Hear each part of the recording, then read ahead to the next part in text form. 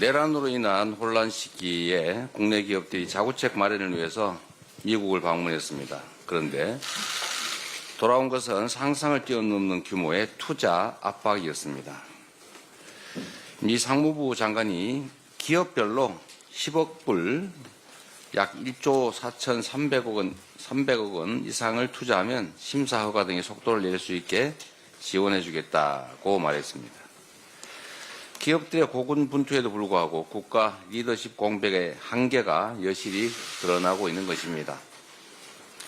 트럼프 행정부의 통상 대응을 위해서는 국회 지원이 반드시 필요합니다. 여야를 막론하고 통상 분야의 전문성을 갖춘 의원들이 적극적으로 나설 수 있게 해야 합니다. 조선과 방산 분야의 협력을 지렛대 삼아서 설득을 하면서 또 한편으로 국익의 관점에서 양국 공동이익을 가져올 수 있도록 함께 지혜를 모아나가야 합니다. 미국발 관세위기 타파를 위해서 종전에 수차 말씀드린 대로 국회 통상지원위원회 구성을 서두릅시다.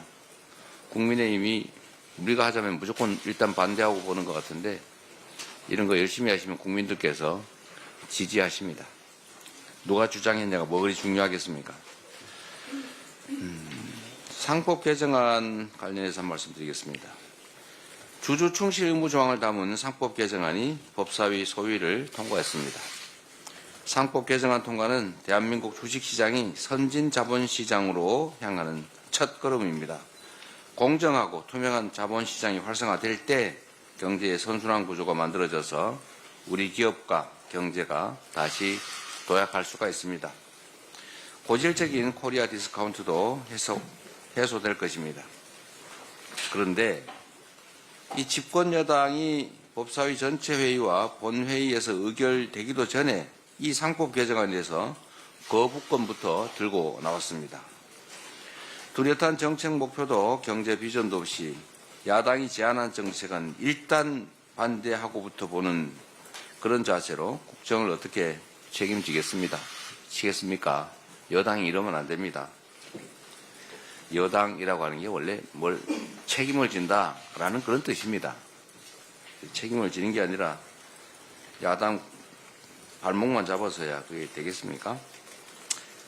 정쟁 그만두고 우리 공동체 미래를 위해서 생산적인 정책 논의를 하기를 기대합니다. 거부권을 정가의 보도처럼 쓴 결과는 대한민국 모두의 불행으로 귀결되지 않았습니까? 중심을 잡아야 될 때입니다. 그리고 하나 더 추가로 말씀을 드리면 국민의힘은 정말 시도 때도 없이 입장이 바뀝니다. 언행이 불일치해요. 이 상법 개정안만 해도 이복현 금감위원장인가요? 금감원장 그 얘기했지 않습니까? 한동훈 전 대표도 필요하다고 그랬다면서요. 뭐 대통령도 심지어 필요하다고 얘기했다고 합니다. 그런데 이제 와서 왜 반대합니까? 일단 반대. 그렇게 해서는 만년 야당도 하기 어렵습니다. 이상입니다. 어제 그 헌재에서 우원식 국회의장이 담을 넘는데 왜 사람 없는 데서 넘었냐? 이재명 대표는 왜 사람 없는 데서 넘느냐? 아무도 안 말리는데 넘었지 않냐? 이런 해괴한 소리를 했던데 사람이 있으면 못 넘으니까 사람 없는데 피해서 넘었지요. 그리고 제 아내가 그 기사를 보고 저한테 사진을 좀 보내준 게 있어요, 지금. 이 사진인데 잘 안 보일 거예요. 네. 무한필름이에요? 네. 잘 안 보이는데 이 무슨 사진이냐면 이 버스 사진입니다. 버스 사진. 경찰이 제가 도착하는 순간에 차로 국회를 들어가려고 했더니 경찰이 문을 막기 위해서 이동하고 있는 그 장면입니다. 그리고 우연히 이제 아내가 또 찍은 사진에 이 시간이 나와 있어요. 11시 6분. 제 아내가 저를 국회에 태워다 주면서 아마 그랬겠지요. 영영 못 돌아올지도 모른다 생각했을 겁니다. 그래서 국회 안으로 들어가다 이 경찰이 문을 차단하고 있으니까 제가 횡단보도에서 내려서 담을 남들이 안 보는 사이에 얼른 넘었는데 그 사이에 다시 유턴을 해봐가지고 남편이 어디로 갔나 찾다가 이 사진을 찍은 거예요. 아마 마지막 장면일지도 모른다고 찍었겠죠. 근데 여러분 생각해 보십시오. 이게 이런 엄중한 장면을 가지고 그런 장난칠 생각이 납니까?